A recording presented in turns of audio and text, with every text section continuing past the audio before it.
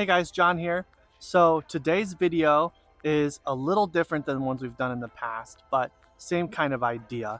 I got a commission from one of my longtime, I'm gonna say friends. She's my friend's mom, but I would also consider her my friend as well. Somebody that I've done several commissions for in the past, and that is my good friend Judy. And today she has commissioned me, or a few weeks ago, she commissioned me to work on a painting of a pet for her. I have done a few pet paintings in the past for her. I'll put the most recent one up here I did of her Basset Hound Waffles when he passed away, unfortunately. But today we are doing a different dog, and I wanted to take you kind of through the whole process of doing this commission.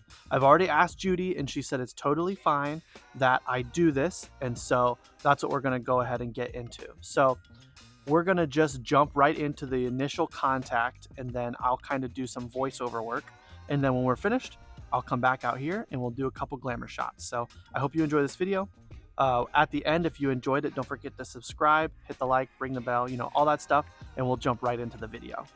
So as you can see here, this is my kind of initial step. Judy has sent me a few photos, and I'm going to take those photos and translate them into a couple different forms of paintings that I could do. And so this first one that you see me draw here, this is kind of just a basic, just the dog. And then I know that from talking with her initially, that this is kind of a service dog. He was part of the, I believe, New York City police force. And so we figured we'd do some kind of Americana in the background as well. And so I put up two variations with the flag. I really liked my initial drawing of the straight-on dog in the first one. And so I translated that over to another one and added some flag. And ultimately, this one with the flag down in the bottom is the one that Judy liked. And so next thing I gotta do is draw that onto the canvas, and we can get into the final step before the painting. And now that everything's drawn onto the canvas, I can set it up and get ready to start painting. So the first step in my process is I am going to apply an underpainting. And what this is going to do is not only will it get rid of the white canvas, which can be scary at times, it will also allow me an opportunity to kind of get the main tone areas in first so that I can work through them and around them when I'm creating my painting.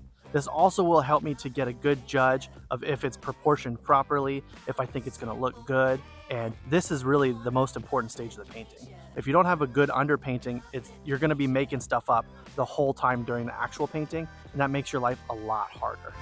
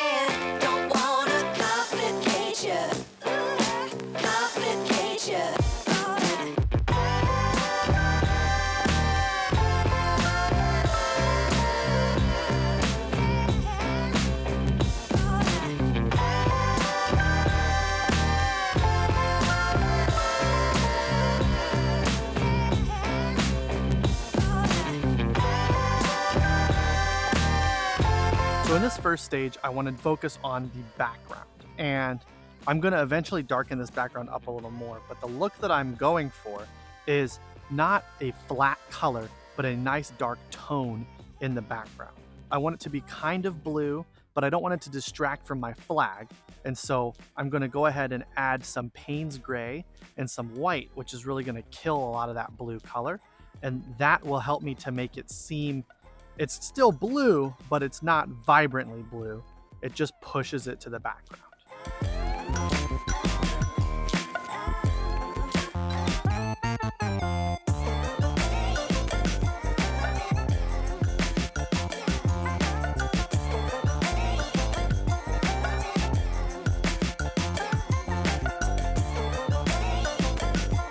You'll also notice that I'm not using white for my white stripes.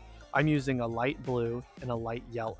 And that's going to be the same for the red stripes. I'm not going to use just red. I'm going to use kind of a deeper purpley red and a brighter orangey red so that I can differentiate between my lights and darks. This is important for me because if I were to just paint the white spots white, there would be no volume to the flag.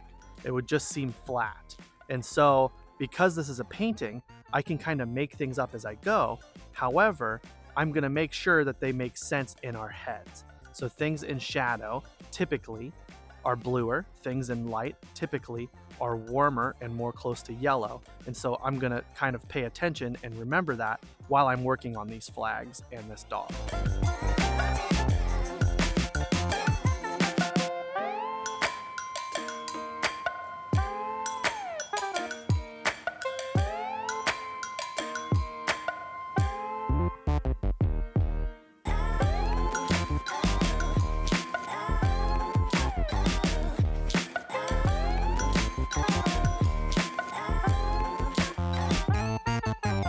There's going to be a lot of tweaking going on when you see this process, but my initial steps here, I want to get in good, rough tone variations. So I want my light sections to have a nice light base coat in there. I want my darker sections to have a nice dark base coat, but I'm not going for final yet. I'm going to sneak up on the final, tweak the edges, play with colors, but I want to get stuff down first so that I can start to get an idea of how this is going to look when I'm finished.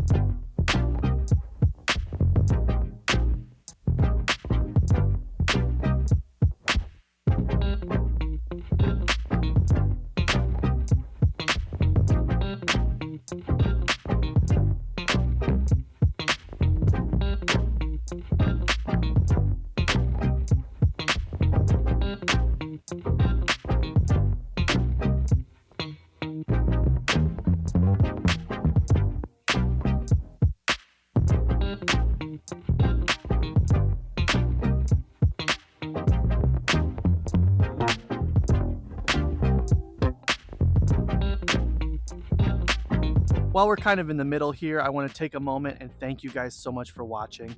I'm up close to 150 subscribers now, and that's incredible. It's been such a short amount of time, and you guys are really so wonderful and you support me so much.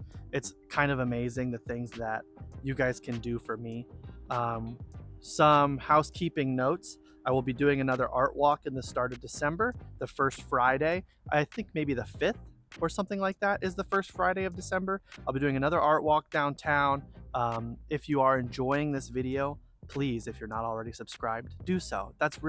It's free, it's easy, it takes one click, and it really helps my channel, and it shows me that you are enjoying what I'm doing. Leave a like as well, leave a comment. I'm gonna hide this in the middle of the video instead of the end today. If you're watching at this point, and I know you're a real one because you're paying attention, go ahead and comment the word pumpernickel. Kind of a weird one, but it'll be off theme just enough that I'll know who actually was paying attention in the middle of my video. But yeah, we'll jump right back into it. Sorry for interrupting, and we'll finish this painting up.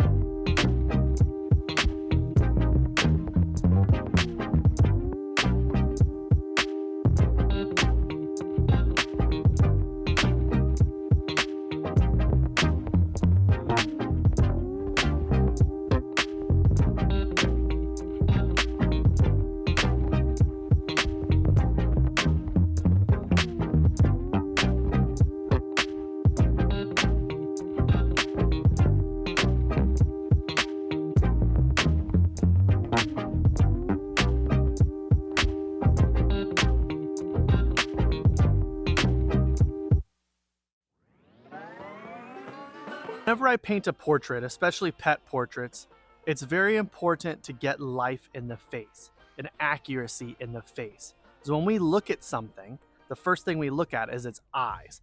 And if I can get the eyes and the immediate surroundings of the eyes looking close to my subject matter, the whole rest of it is going to translate well. And so you'll see me taking some time here, making sure my eyes are in the perfect spot, making sure all the tones are accurate, and that the eyes are the right shape, color, and size. And these things are going to combine together when you look at the rest of the painting to give life to this dog, and hopefully the owners will see the resemblance.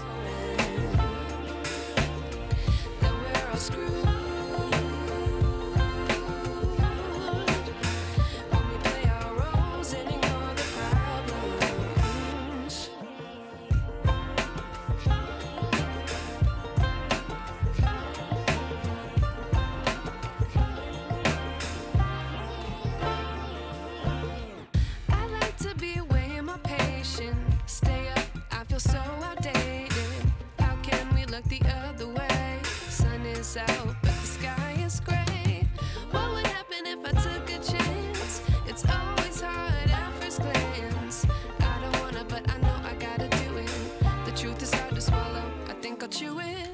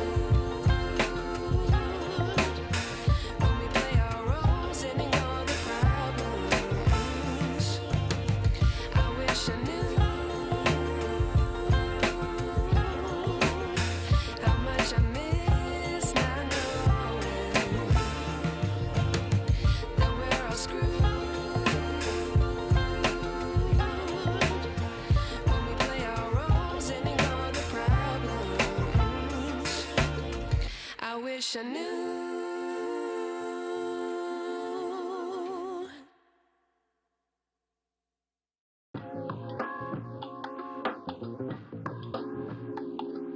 So since this flag is waving, it's not perfectly flat. I don't want my stars to be perfectly straight. And you'll see some of these stars are kind of wonky, and that's okay because that's not the focus of this painting. The focus of this painting is the dog. However, I want this to look good enough that if you were to take a moment to check the appearance of the flag, that it'll be accurate. So I'm gonna have the 13 stripes, they're gonna be in the right order, and I'm gonna have the stars looking accurately spaced to the effect of what I'm going for. You know, I'm not gonna be concerned with having absolute certainty that they're right where they need to be. However, I'm gonna put them roughly where they're supposed to go so that when you look at it, it makes sense to your eyes. So we all know what an American flag looks like. I don't have to get it perfect stitch for stitch. You kind of understand what's going on when you see that there's a flag there. As I get close to the end here, now is when I'm going to be pulling out my brightest whites and my darkest blacks. You'll see I darken the nose up here, and I'm also going to add some highlights to the eyes that will further intensify the light and the life inside them, maybe a highlight on the nose and some little whiskers. And what that's going to do is it's going to kind of pop off of the canvas. And that's the goal that I'm looking for. You know, I don't want my painting to look flat, even though it is. I want the painting to have some three-dimensionality to it. And so that's hopefully what we can do with this sort of effect. It's not going to look like it to you just because of the format of a YouTube video. However, I did not just immediately sign this painting and get it over with. I let this sit for a couple days after I finished it in order to keep coming back and looking and tweaking it. And I had other people check it out before I finalize anything and sign anything. I want to make sure that I'm happy with it. And so I called my parents, I called my brother, I had Hillary, my fiance, come look, and everybody sees it differently. and that will help me to kind of get an idea of what it needs, what it doesn't need, where's good, where's could use some more work. For example, my dad didn't like how the flag ended initially, and so he suggested that I continue the flag down underneath the dog, which after some thought and deliberation, I agreed with. And it ended up way better than it looked before. And so those kind of things you may not think to do immediately, but they will certainly help you in the long run. So I always suggest if you're making any kind of art for somebody that's a commission piece, you let it sit for a little while, especially the bigger ones, because it's hard to take in all the details all at once. And so the longer you look at it, just like anything, especially I do this with tattoos as well, look at it. Let it sit somewhere where you'll see it all the time. Eventually, small flaws will stick out to you and you can go and fix them instead of immediately signing it and sealing it and waking up the next morning and seeing things that you would do differently. You just let it sit. And then while it's sitting, you can see any tweaks that you'd want to do.